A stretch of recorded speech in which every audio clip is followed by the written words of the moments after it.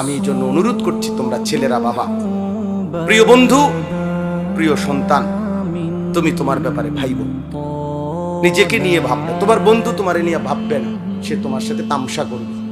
তোমারে নিয়ে আলাদা, সে তোমারই নিয়ে ভাববে না, সে তো নিজেকে নিয়েই ভাবে না, তোমারে নিয়ে কি ভাববে?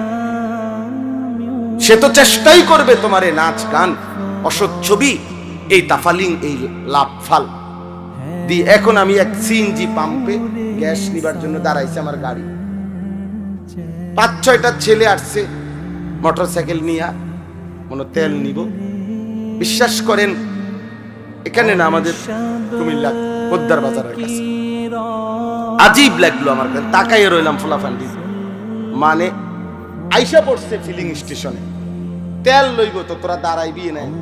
এটার হরন, এটারে মানে এত বিকট আওয়াজ, এটার ধরে রাখছে, হরন বাজাইতে আছে।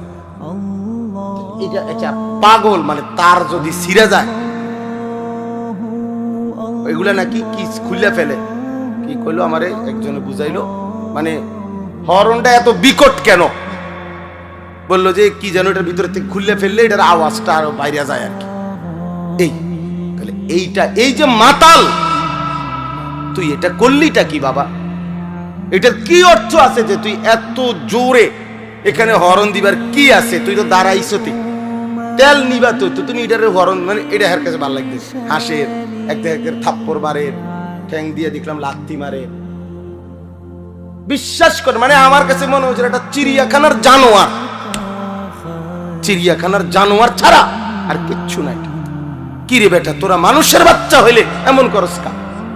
এইতে এইতে লাত্তি দেয়, থাপ্পড় মারে, কে হাসের, কেউ কি দেখে কিনা, আর কোনো মানুষ আছে কিনা ডানে বামে, এতটুকু আকল দেয় না।